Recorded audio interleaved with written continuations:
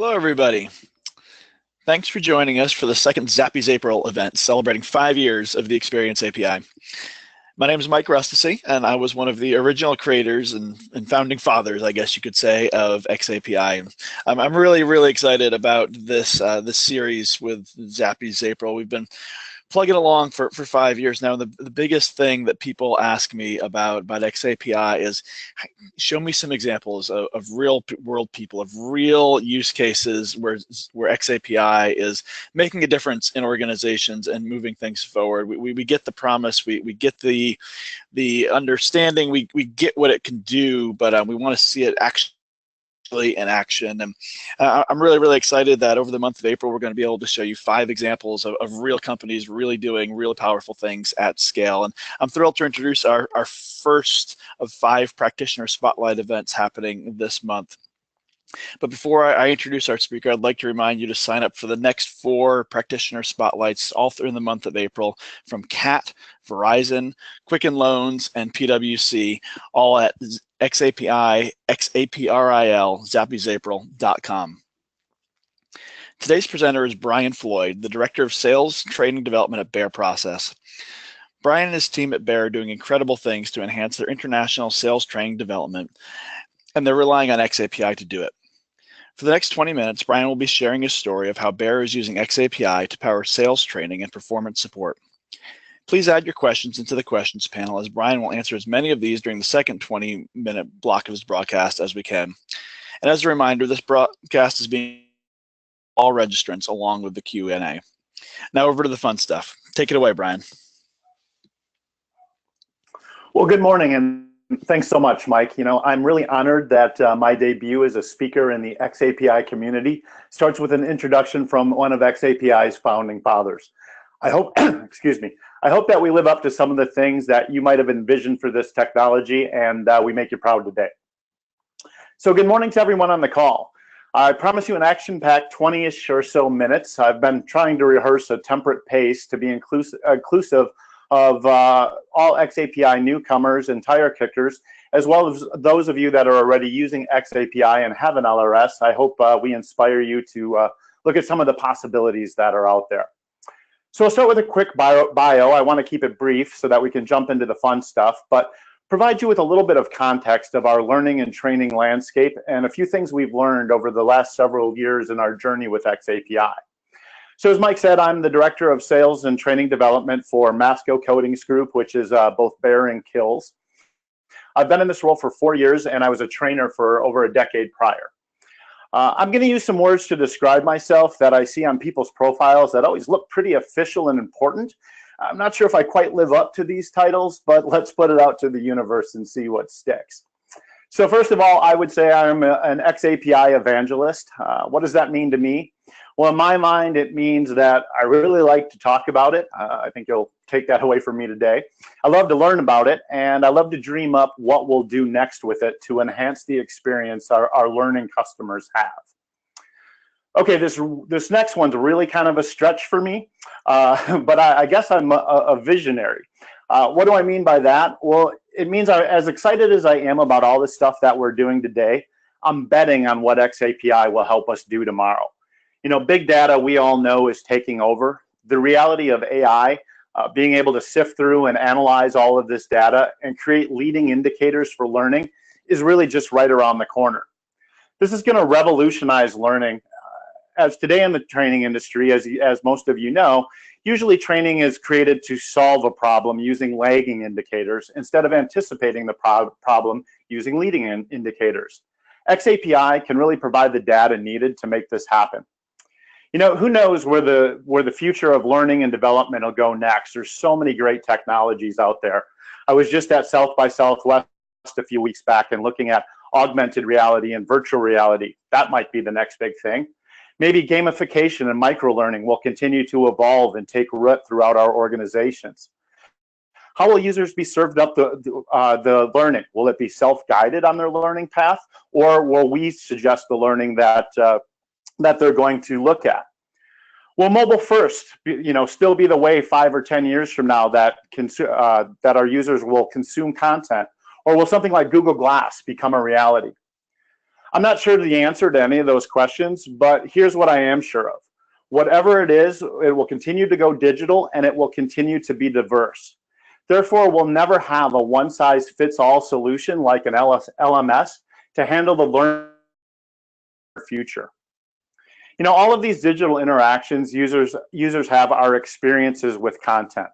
There are many varying degrees of interactions, something as simple as just opening and viewing a PDF, to maybe playing a complex game that has a decision tree, or maybe interacting with a digital checklist. We'll talk more about that in just a few minutes. The Experience xAPI, or xAPI then, is the universal language for capturing any and all of these user experiences. It's the information needed to guide us in setting the learning agenda and making informed decisions for our users. Another question I often hear is, well, what problems can xAPI solve in my business? Well, you know, xAPI by itself really can't solve any of them, because xAPI is just a robust, consistent method of recording experience. I look at it as the math in an equation. If you're trying to solve a math problem, you must have the numbers, the equations, and the math skills to be able to do so, or it's unsolvable. So I kind of look at xAPI as our numbers and operators of learning experiences to help us answer complex questions and to solve some problems. So just a little more context about us. As I said, Behr is a Masco company. We're a manufacturer of premium stains and coatings. The training department serves a variety of customers, and I'm going to use that term customers pretty interchangeably throughout this presentation. Our internal salespeople, our external customers like the Home Depot associates, and then all the retailers and ultimately the end consumer who buys our product, I would all consider a customer. We provide training for over 700 sales reps who in turn train over 10,000 paint associates throughout the Home Depot chain. We also support our diversified channels customer, which you probably know better as Kills. Many Ace and Target locations are now selling Magnolia Home Paints by Kills. If you're familiar with the popular show Fixer Upper and Joanna Gaines, this brought on a whole new set of challenges for us dealing with customers we hadn't in the past, and xAPI really helped us do that. So let's take a look at where we were about 4 years ago so you can understand some of the challenges that we had prior to me demonstrating what our solution was and how xAPI really plays a critical role in that. We needed something that was decentralized to accommodate all of the different customers that we mentioned in the previous slide through a diverse geography, but centralized enough to get our content under control.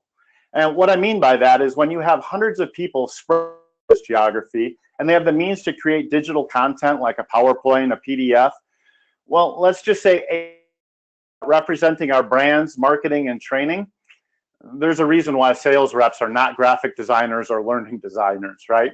So we had to address that. We also needed something that was scalable. You know, we're expanding leaps and bounds in all new segments of business that represent challenges that we haven't even thought of yet. We need to make sure that we chose a solution that would fit that. You know, LMSs continue to evolve, but they are still mostly proprietary. And while easy to get the data in, not so easy to get the data back out again. Anytime I proposed, you know, a different solution to our LMS vendor and said, hey, could we do this or could we do that? Their answer was always, yeah, sure, we can do it, but that's going to cost you about $25,000. So I have no shortage of ideas, but we do have the budget of a training department. Probably most of you on this call can relate. So, you know, when you're constricted by budget, it's hard to take risks, chances, baby steps, or try things when every step has a giant price tag. Finally, we wanted to know how our users were consuming all of this content. We were in the days of sharing training content via email, and you know, even the more sophisticated teams maybe use Dropbox or OneDrive or something like that, but we had zero visibility or analytics to this. So at that point, really any analytics to us was better than what we had. So here's what we came up with for our ecosystem. We had a couple of things go right for us early on in our training, in our quest to kind of create this training ecosystem. Another one of our departments had created a glorified video player app that was originally created to share pro customer testimonials about our products and their experience with our products. The campaign went another direction, and this app that was created was never saw the light of day. It was just kind of sitting on the cutting room floor. One piece of advice I would have to you is if you don't have a great relationship with your IT department, develop one. You know, all it took was us having a 30-minute conversation with our IT department where we laid out some of the challenges that I had on the slide before. They mentioned this app. A week later, they had reskinned it for us, and this dead app that our company had paid a lot of money for, now training was using, and we had a proof of concept. Our sales force at the time had only iPhones, and the content was limited to just videos. We were able to connect Google Analytics and get some high-level data on usage. What we found out is our reps were quite literally watching, using, and showing just a handful of videos that we had provided thousands of times. Consistent feedback to leadership was that they really loved using this new digital content in their devices for training, but iPhones just weren't really cutting it. It's hard to talk to a group of 20 people and demonstrate concepts on a handheld iPhone. Luckily for us, our company was replacing the desktop computers that our rep had with new iPads. So our folks are in the store 95% of the time, so a desktop was really pretty impractical, but it was the legacy technology that we had from 10 years prior. So we were able to get leadership approval to take the framework from this trial app, now that we were moving to iPads, and upgrade it to accept more types of content and have more robust features, bringing us to the app that I'll be demonstrating to you shortly. So the app takes care of our sales force and those users that have a native iOS device in our company, but how do we take care of the other customers? What about when we need to serve customers training that aren't inside of that app ecosystem? Another casual conversation with IT, and a month later we had space on the Behr server with our own unique address that we use specifically for training. But wait, you may think, well, then I have to have a web designer, right? Well, ideally, yes, but the two pictures that you see here are the portal for Ace Hardware's training on the Joanna Gaines Magnolia line of paint. The entire website was done with Adobe Captivate.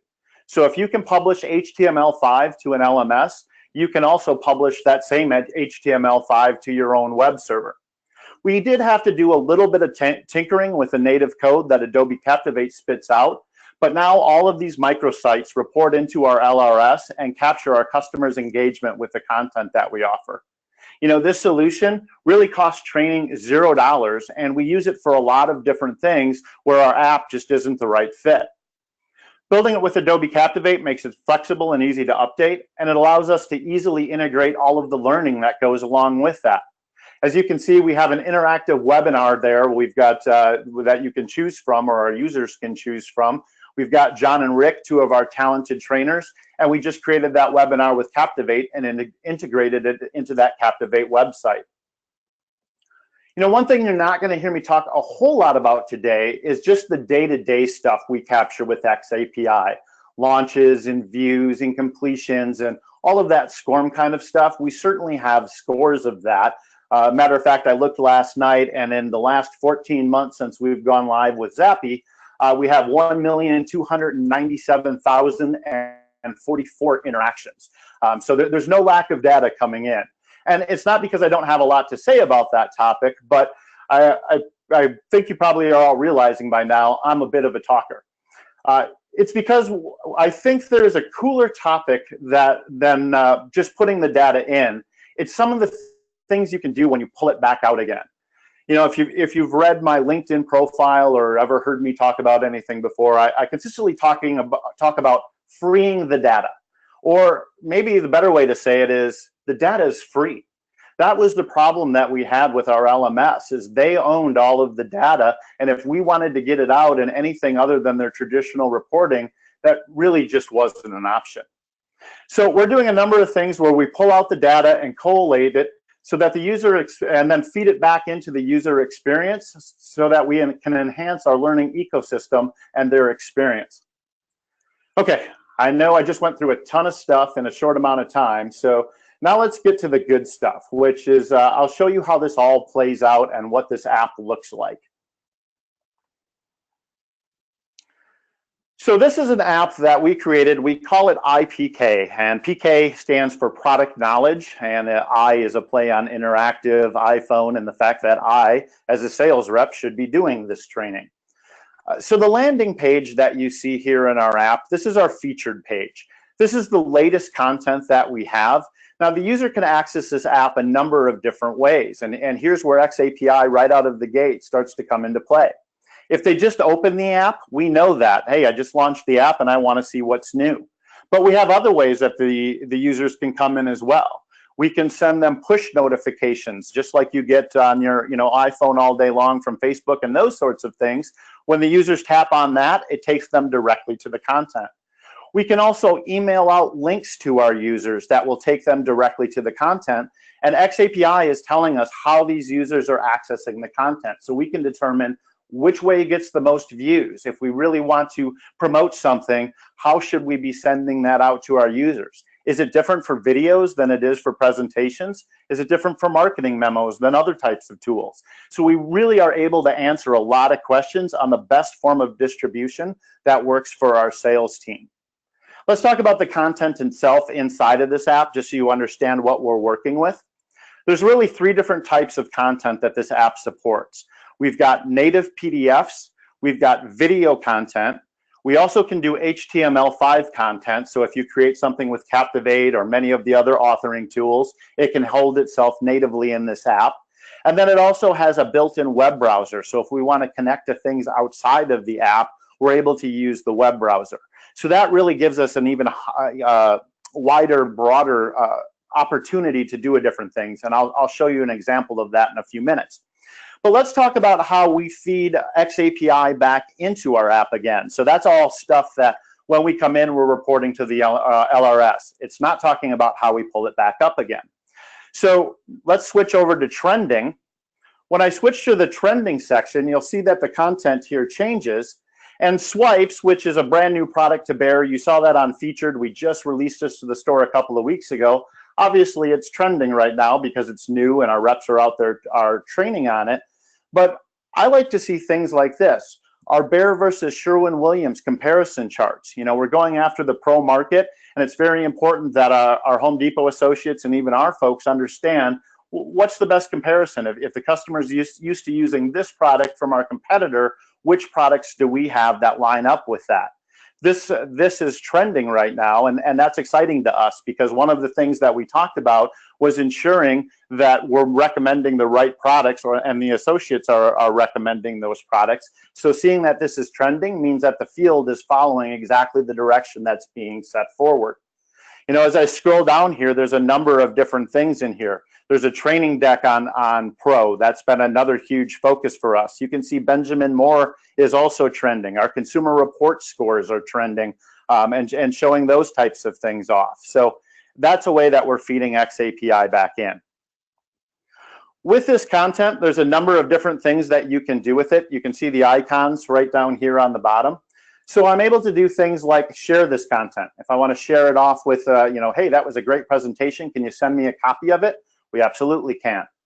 We also give the users the ability to download the content because while a Home Depot training room, big brick building, don't get the best Wi-Fi connection, we want to make sure that the content is still available.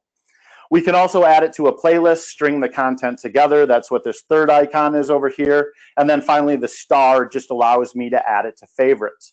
But any of these interactions that our users are having are all captured with xAPI. That's really what feeds trending. It's not just users that are opening it. We look at all of the different data points. What's being downloaded the most, what's being shared the most, and of course, what's being viewed and used the most. That's what really drives that trending screen that always is looking back about 30 days. From there, we break up our content into 3 major categories. We have I Teach. Anything that's in I Teach, and here's the main menu here, anything that's in I Teach is all of our content that's meant to be presented to Home Depot, the end consumer, really any presentation we want to make on our product. And again, lots for our users to choose from. We don't necessarily dictate what our users use. We give them a lot of different options that might fit their style for training and then let them use it. xAPI, though, is showing us which of those things is the most popular. So then if we want to scale down, let's say, so if we were to scroll through this, I would be scrolling for a while. There's probably about 600 pieces of content in here, pretty unmanageable. So we've got it categorized. So let's say I just wanted to take a look at one of our products. So I'm going to choose Behr Paint. And then I've got a subcategory here. I'm going to choose marquee. And let's say I just want to look at content for our exterior product. So now quickly, we've narrowed down 600 pieces of content to just the 4 that fit there. But that's still a lot of content to have to sift through, and especially if I'm new to the company, I might not know exactly how to navigate as I just did there. So I may want to search for that content. So when I hit search, here's another great example of where we're using xAPI. I'm just going to type in exterior here, and I can see if I hit exterior, it's going to bring up all of the presentations with exterior, but here's where xAPI is fitting in. xAPI is again looking at what's the most popular used content, what's the most searched content. So now we're returning it back to the user in the popularity in which it's being used. Very much like Google does. When you Google something, you get the most popular results that most likely fit what you're looking for. We're using xAPI to really create the same sort of experience for our users. Another thing is we've got all of these products with barcodes, so why not take advantage of that?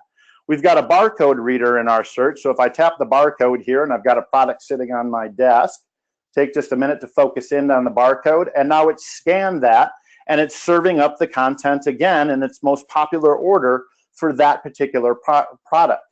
xAPI is letting us know what users are scanning, and if we're missing the boat, if they're scanning a product, sometimes they even scan competitive products, or they scan so it can help us really dictate what we need to do for training and what they're looking for that maybe we're not serving up. From there, I'm going to skip to our I Learn section. Here's another great example of where we're using xAPI. So I Learn is things that are really meant for our sales reps specifically. They could show this content to other people, but we want to be the industry leaders. So our folks need to know about painter's tape and airless sprayers, and we're constantly evolving this section. But you'll notice that this section has trophies. Those trophies are powered by xAPI. As I watch content, we go back into our LRS and say, okay, what content has this user watched and gone through? If they've gone through it, award them a trophy for it. Remember, this app is both on our iPhones and on our iPads. So we need to be able to carry that information between the 2 different devices, and xAPI helps us do that. So we're feeding it back in to show these trophies. And then finally, we've got this section, which is iFile. iFile we use for anything that's not consumer facing. So these can be things like marketing memos, those consumer reports articles, all sorts of different things. You can see our sales leadership meeting. We put the deck in there because we felt that it was important that the entire team were able to review some sales leadership principles that we went through at our last sales meeting. So our reps can find all of these types of things in iFile. The other thing I really like about xAPI is the ability it gives us to say yes. And here's a great example of this. This is something that is very much still in the beta phase, so it may look a little glitchy and like we're still working on it, and that's because we are. But one of the problems that or challenges that we were faced with is we're onboarding a whole bunch of new pro folks.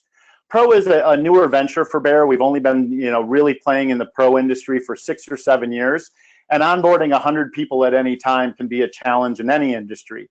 So not only do we need to get them the product knowledge, but there's a lot of soft skills that we need to make sure who's ever walking them through and whoever that new rookie is able to sign off on. So they came to us and said, could you guys make a checklist that was flexible and we could use with different people and run through? Well, this is the result, and I just populated it with a few different items here to demonstrate xAPI. Well, let me drill down on this, and here's a few links to try. So this all connects together. So I could check this off now, and yep, I've reviewed that xAPI spec. I've gone to the Google website, and just to show you what I mean, I'm just going to tap this gear up in the corner here. And you'll see that things are color-coded, and there's an example of beta. You shouldn't be seeing check marks there. We'll get that fixed. But here's our color-coded, right? So if it's a blue link, that's going to open up a website. If it's an orange link, we can attach people's email addresses to that, important contacts in the company that a new hire needs to know. Purple links open up a video, green links open up a document, so on and so forth. So let's take a look at some of those links. I'm going to drill down here and let's open up a video link. So if I tap on Brian Waves to Everybody, you'll see that it takes us off to a web server now because I need to capture who it is that's going to be looking at this piece of content. This is how our share works. So if we share content with any number of people, they put in their email address and then they're taken to the content. xAPI is capturing all of those web users that are accessing our content. So you can see real quickly, short little video, and there I am in my favorite place in the world, which is a beach of Florida, waving hello to all of you great folks here this morning. Okay, so going back to my checklist now, should have used the back button, not the done button. But you can see those items that I checked off here, 2 of 2 items are checked. I've returned to this checklist. Well, how does the app know that? It knows it because xAPI. It's querying the LRS and asking, has this item been checked? We can also void the statement. If we hit the check again, the check's going to disappear, and now that's been voided out of the LRS. So now our managers can go in and get detailed reporting about which items the user has checked off, which items they still need to work on. They can reach out to them and see if they're having any problems, all of those sorts of things. So in a final one here, I've put getting started with xAPI. So a couple of suggestions I'd have for you. Where do you start? Ask yourself this question: what experience are your customers having, and what kind of content are they currently consuming? What's recordable during that experience? And then I would say start small and tinker a lot. Okay, let's return back to the presentation. And I just have one more slide to go. A couple of quick points in conclusion. You know, I hear a lot that I'm going to adopt xAPI when all of the authoring software at my LMS work natively with this technology like SCORM does today. I've paid close attention to what the industry is doing with xAPI, and authoring tools like Captivate and many of the other ones are really starting to support xAPIs right out of the box. Right now, the majority come from the perspective, the thinking comes from the perspective of LMS and SCORM. We haven't always been able to dream big because we didn't have big data to support it. Technology limited us, but xAPI is not that. Definitely stealing this. I've seen this bouncing around the xAPI community, but that's crawl, then walk, then run. You know, start somewhere. When we first started getting xAPI statements and data about learning, we just took our best guess on what it was that we needed to start reporting on.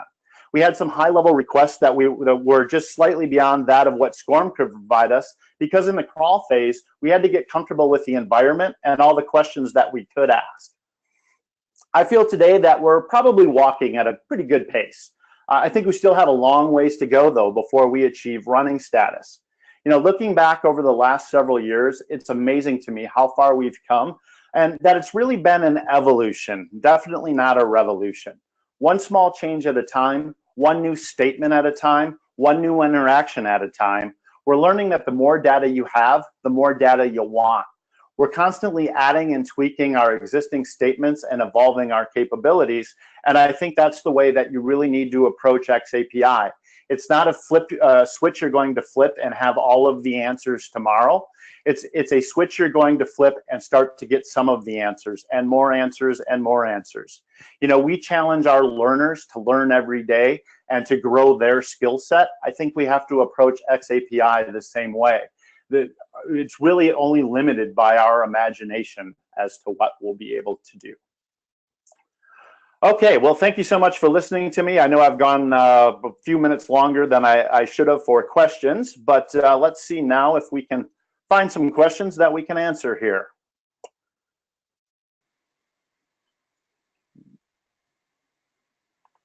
Brian, I've got some questions for you in the chat box if you want to go ahead and take a look at those.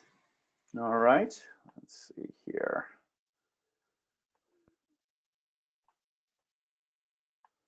All right, folks, just getting used to this interface here. Okay, let's take the first one here. I'm excited you are using Captivate. Are you getting xAPI data from those programs? I'd be very interested in talking to someone about that project for something that I'm working on. Please contact us. Okay, so yes, so we are getting xAPI out, but not in kind of a traditional way. So xAPI does have some built-in tin can reporting, but we really didn't like the limitations that we had there. We wanted to record more types of things like what buttons are the users clicking on? If we give them an option to branch, are they branching? And Captivate really didn't do that natively. But all we did was wrote a little bit of code on the back end that basically catches all of that stuff from Captivate and then connects off to our LRS enabled in order to capture that. So right out of the box, you can't do a ton, but with a little bit of coding, and I'm not talking about a lot, with a little bit of coding, you can really make that work well. Let's see. Did your internal IT department build the app initially and the reboot, or did you have an external vendor build it? Great question. So the very original app, the one that I said was our pilot app, if you will, that was built solely by an external vendor and paid for by another department in our company. When we repurposed it, one of our software engineers in IT kind of took the lead on that. And that was our first iteration. Then when we went back and revamped it, that software engineer, along with a great project manager, a couple of folks in QA, and then we budgeted for an outside vendor to come in and help us write the code for that. So it was really a team effort of a few different people working together. So it was an outside vendor that helped us write the app. Now, though, this app has grown so much that we've hired an internal coder whose full-time job is just working on the app. We also have that same software engineer. He does a lot of stuff on the backside panel. So it is all done in-house now, but to get started, we did hire someone from the outside to help us with the code for that app. How did you get started with learning the capabilities and uses for xAPI? Gosh, I'm going to tell you, it's been a lot of late nights scouring around on the internet. And what seemed like Greek to me, that's the one thing I would tell anybody is, 2 or 3 years ago, I knew xAPI was cool. I knew I wanted to learn more about it. But as you've probably noticed, it's a small community that we have here, and there's some pretty techie folks in there. And if you're not necessarily techie, it's kind of hard to navigate your way through sometimes. So I just did a lot of learning, a lot of looking around online. And little by little, I incorporated a little bit more and a little bit more and a little bit more to the point that brought me to the xAPI spec that's on GitHub. I started to read through that and really understand what xAPI could do and how it could do it. Now the question can we do it? The answer is, how do we do it? And we just dig through the spec and we're able to find that. So definitely a very evolutionary process. How did we scale the launch of the initiative? Did we do it in a pilot? If so, how did we choose the pilot group? Well, I think our pilot was that initial app that we were fortunate enough to be able to try. We piloted it out to just about everyone. And there was definitely early adopters, and we, like any other company, have a handful of Luddites. So as great as this app seems and all this technology is, I guarantee you there's probably still 10% of our sales force that opens this app only when they have to, not when they want to. But that being said, the nice thing with xAPI is that you are able to scale. You're able to try just little things without going back to the drawing board and starting over again, or without making a major investment. So we do a lot of test market things like the swipes that you saw. That was an interesting one. That was actually a test market with Home Depot.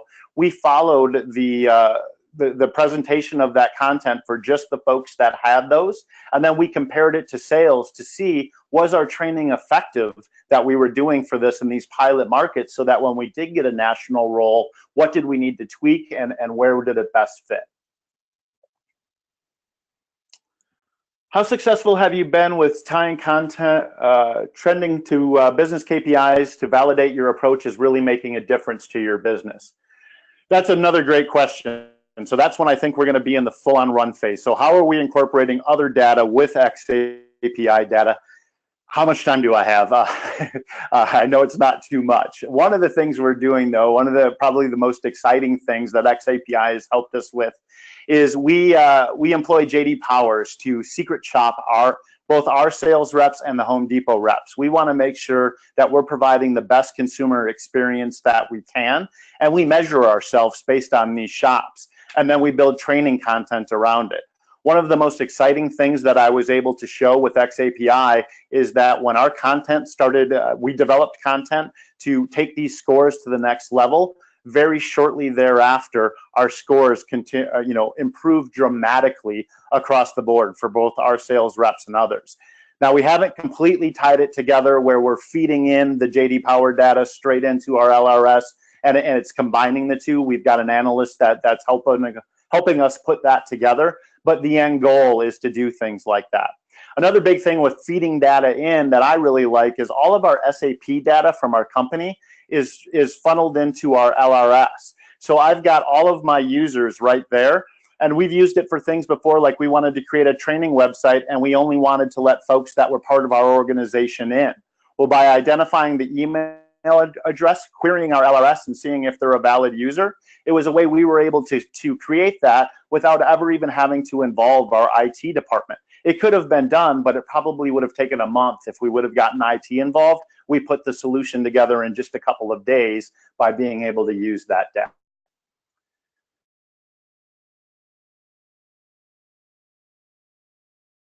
Have absolutely been a great partner. You know, a lot of you have asked, how did you get started in xAPI?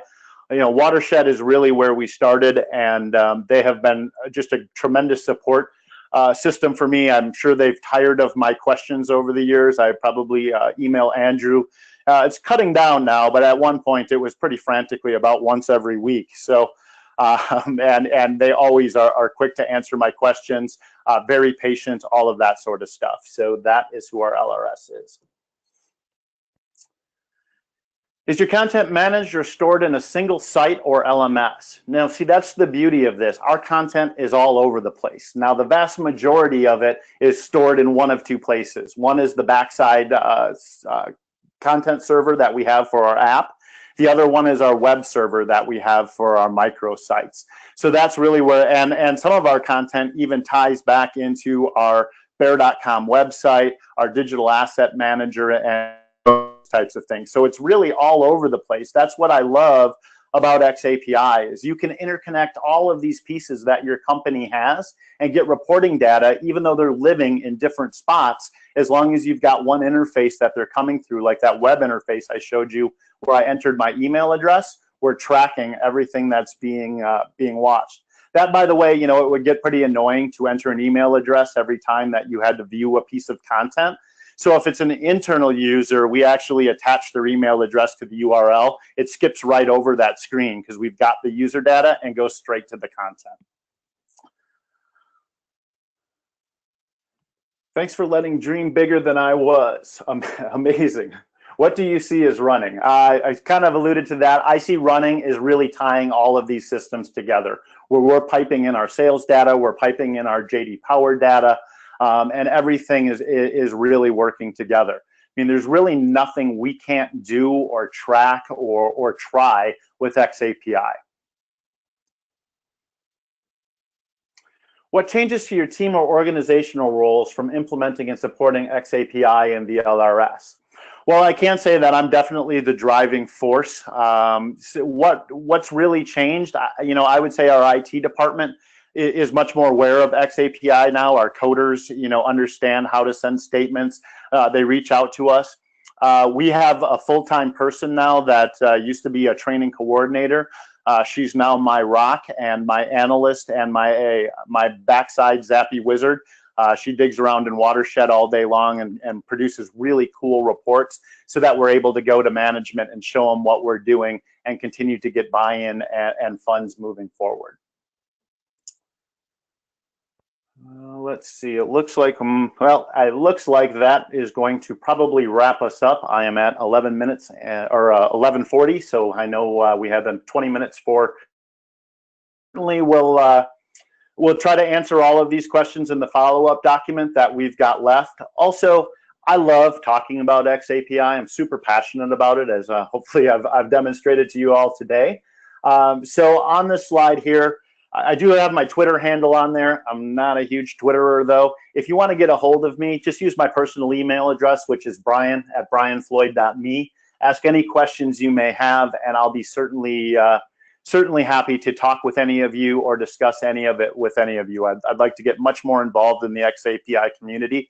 I think it's one of the coolest technologies to come along in a really long time, and as you can tell, I get pretty excited about it. So thanks so much for your time today, and look forward to watching the rest of the xAPI April as it plays out with some sessions that we've got coming from Cat and Verizon. You know, while I think we may be doing some cool stuff, there's a lot of folks out there that are as well. So we're always open to new ideas and to look at what everybody else is doing. So thanks everybody, and have a fantastic day.